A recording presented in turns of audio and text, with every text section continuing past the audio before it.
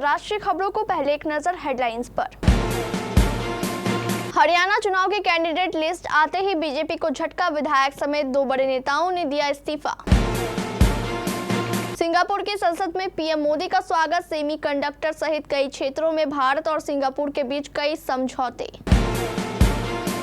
Monsoon रंग दिखाने लगा है, तेलंगाना से लेकर गुजरात तक बारिश का कहर।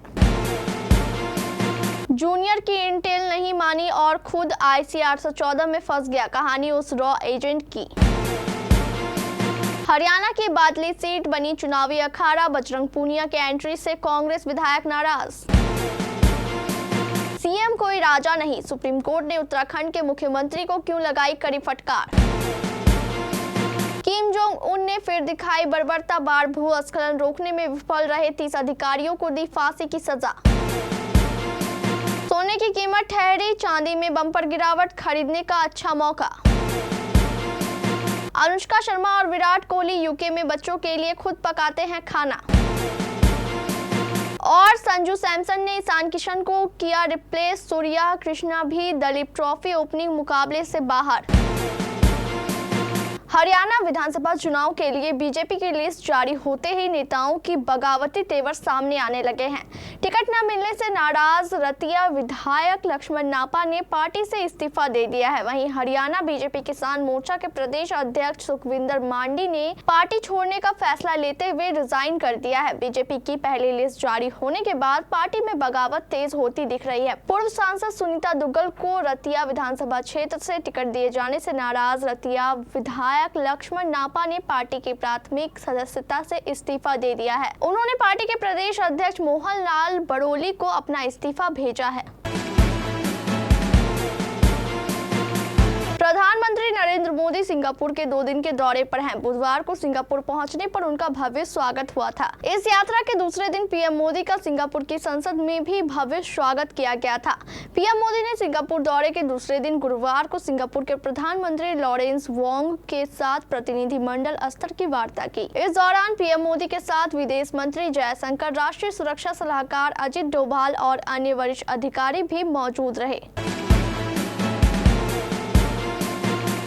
मॉनसून का असली रंग दिखना शुरू हो चुका है। लगभग पूरे देश में बारिश का दौर जारी है। दिल्ली में सितंबर की शुरुआत से ही हल्की से मध्यम बारिश हो रही है। वहीं NCR रीजन में भी भारी बारिश का दौर जारी है। भारतीय मौसम विभाग संस्था यानी IMD ने गुरुवार 5 सितंबर के लिए मौसम का पूर्वानुमान जारी किया है। मौसम विभाग ने बताया कि अगले 2 दिनों तक गुजरात से आंध्र प्रदेश तक क्षेत्रों में भी मूसलाधार बारिश का दौर जारी रहेगा। वहीं 5 सितंबर को उत्तर प्रदेश, बिहार, उत्तराखंड, आंतरिक कर्नाटक, राजस्थान और नॉर्थ ईस्ट इंडिया में भारी बारिश होने की संभावना है। IMD ने इन राज्यों के लिए बारिश का येलो अलर्ट जारी किया है। वहीं आंध्र प्रदेश और तेलंगाना के लिए रेड अलर्ट जारी किया गया है। मौसम विभाग ने दिल्ली, NCR और इसके आसपास के इलाकों के लिए मौसम का पूर्वानुमान जारी किया। IMD ने बताया कि दिल्ली, हरियाणा और राजस्थान के ऊपर लो प्रेशर बना है, इसलिए यहाँ आसमान में क्लाउड कन्वेक्शन बना हुआ है।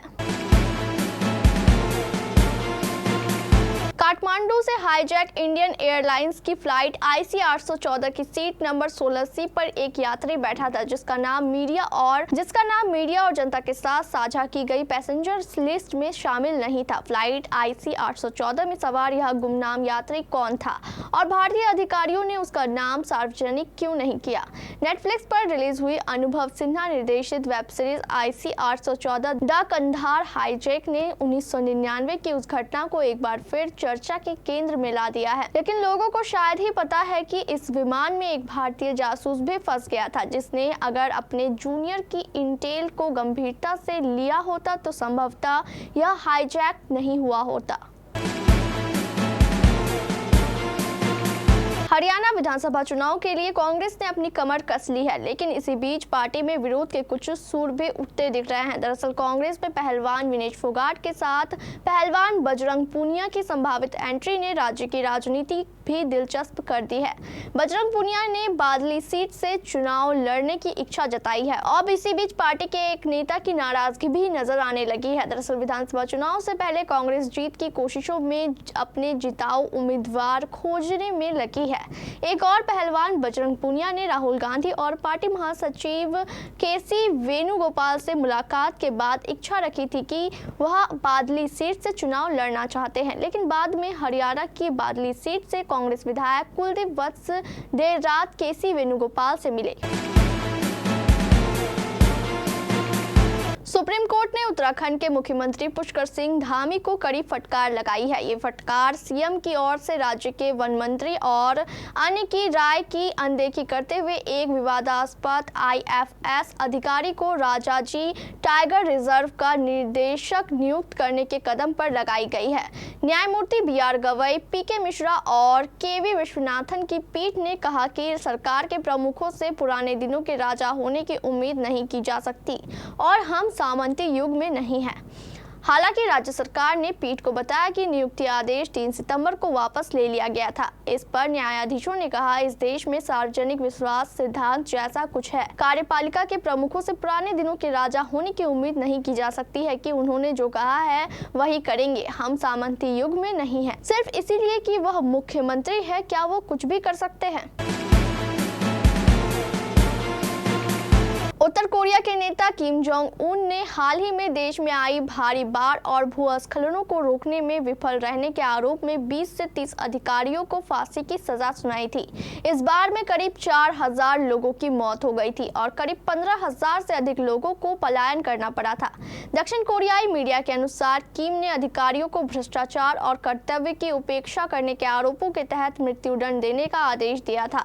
टीवी चोसुन की रिपोर्ट के अनुसार बाढ़ प्रभावित क्षेत्र में 20 से 30 अधिकारियों को एक साथ फांसी पर चढ़ाया गया। पहले मीडिया में खबर आई थी कि किम ने इन अधिकारियों को कठोर दंड देने का ऐलान किया था, लेकिन अब फांसी की बात सामने आ रही है। हालांकि जिन अधिकारियों की फांसी की गई है उनके नाम का खुलासा नहीं किया गया है। मीडिया रिपोर्ट के अनुसार बाढ़ के बाद अधिकारियों को डर सता रहा था कि कब उनका नंबर आ जाएगा। हरी तालिका तीज से पहले सराफा बाजार से अच्छी खबर सामने आई है। यूपी के वाराणसी में 5 सितंबर यानी आज गुरुवार को सोने की कीमत जहां स्थिर बनी हुई है, तो वहीं चांदी के भाव में बड़ी गिरावट देखने को मिली। चांदी 1000 रुपए प्रति किलो लुढ़का है, जिसके बाद इसकी कीमत 85,000 रुपए हो गई है। बता दें कि सोने और चांदी की कीमत हर दिन टैक्स और उत्पाद शुल्क के कारण घटती बढ़ती रहती है। गुरुवार को सराफा बाजार में 24 कैरेट सोने की कीमत में कोई बदलाव नहीं हुआ। बाजार में सोने की कीमत 72,920 रुपए प्रति 10 ग्राम रही। इससे पहले 4 सितंबर को भी यही भाव था। वहीं 22 कैरेट सोने की कीमत की बात करें तो गुरुवार को उसकी कीमत 66,850 रुपए प्रति 10 ग्राम रही, जबकि 18 कैरेट सोने की कीमत 54,700 रुपए प्रति 10 ग्राम रहा।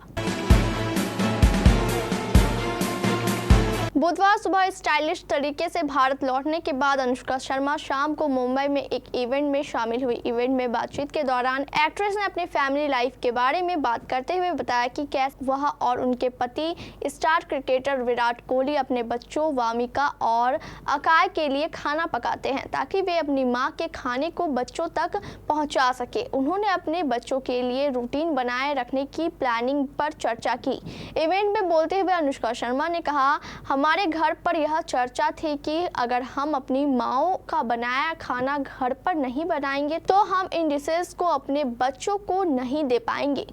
इसीलिए कभी कभी मैं खाना बनाती हूँ और कभी कभी मेरे पति खाना बनाते हैं और हम उसी तरह दोहराने की कोशिश करते हैं जैसे हमारी माँओं ने किया था। मैं अपनी माँ को फोन करके रेसिपी पूछकर थोड़ा पूछ लेती हूँ, लेकिन यह बहुत ज़रूरी है। ये ऐसा है जैसा आप अपने बच्चों को कोई मूल्यवान चीज़ दे रहे हैं। विकेटकीपर बल्लेबाज ईशान किशन दलीप ट्रॉफी पहले राउंड के मुकाबले से बाहर हो गए हैं। बीसीसीआई ने बताया कि ईशान को ग्रोइन में चोट है। बोर्ड ने बताया कि ईशान को यह चोट बुचीबाबू टूर्नामेंट के दौरान लगी है। भारतीय क्रिकेट बोर्ड ने बुधवार देर रात ईशान की जगह संजू सैमसन पर इंडिया डी टीम में शामिल होने का ऐलान किया। दलीप ट्रॉफी का आयोजन 5 सितंबर से होगा। इसमें 4 टीमें हिस्सा ले रही है, जिसमें शुभमन गिल, श्रेयस अय्यर, शिवम दुबे, कुलदीप यादव और मयंक अग्रवाल जैसे सितारे खेल रहे हैं। बीसीसीआई की मेडिकल टीम ईशान किशन की स्थिति पर करीब से नजर रख रही है और उनके शीघ्र स्वस्थ होने की दिशा में काम कर रही है। सूर्य कुमार यादव को कोयम्बटूर में TNCA 11 के खिलाफ बूचीबाबू आमंत्रण टूर्नामेंट में मुंबई की ओर से खेलते समय हाथ में चोट लग गई थी।